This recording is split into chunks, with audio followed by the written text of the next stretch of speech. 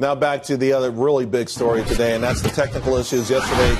The New York Stock Exchange, Wall Street Journal, United Airlines, sparking the conspiracy theories. Let's bring in Heritage Foundation's James Carafano. And James, I just want to ask, do you think these events were really unrelated, or was there something to it? It just seems too coincidental. Well, look, we don't have any solid evidence that they are. And, you know, I work at a think tank. My job is to think, and I think based on evidence. From the gut, though, from the gut. Well, look, from the gut, I wake up every morning and the sun comes up. And I'm positive that the sun is rising because I'm opening my eyes. So sometimes when the sun's not out and it's cloudy, you have a gut feeling it might rain. And often it does. I mean, help us out here because all of you smart guys keep telling us it's nothing.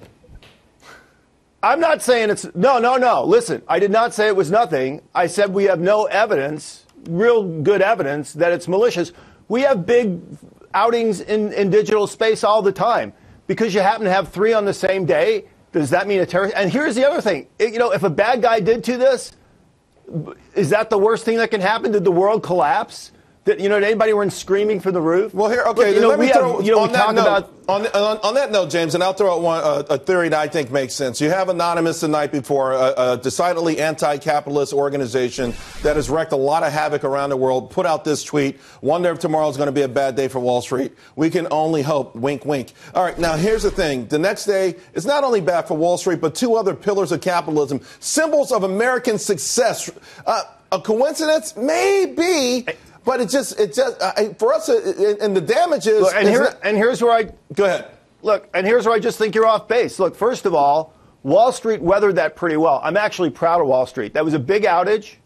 It had an impact, but they worked around it, and it wasn't like 9/11 where the world shut down. So if that's the worst that they can throw at Wall Street, I think Wall Street's got to feel pretty good today. But again, the problem here is there's no evidence that it was malicious. So and I don't know that there's evidence that it wasn't malicious either. We can talk about it. Well, there are really 4 types of these cyber the attacks. Absence of evidence is not evidence. The hacktivism, cyber espionage, cyber war, and then cyber crimes. We know those are sort of the categories. So not all of the attacks are designed necessarily to be espionage or war, even to commit a crime, but sometimes to send a message.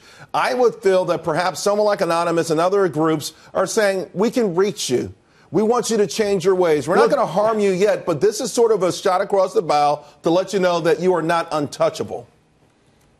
Well, first of all, we knew that before yesterday. And second of all, stuff like that has happened before yesterday. So there's nothing new there. But again, the absence of evidence is not evidence, right? And we have to craft responses in the cyber world based on reality, not based on guessing.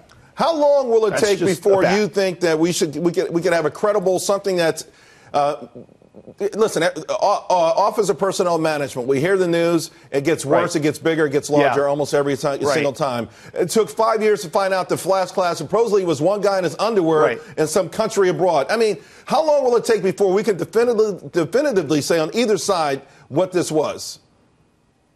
I think if you're running a major system like the Wall Street Journal or an airline industry, and in a matter of hours, you can identify, you don't have the situational awareness to identify whether something's malicious activity or not, or what's wrong with your system, then you should be fired. All right, James. Hey, thanks a lot. Really appreciate it. I'm going to disagree with you a little bit on this. My conspiracy theory hat is still on, although you made some great points. We'll leave it right there. All right, guys.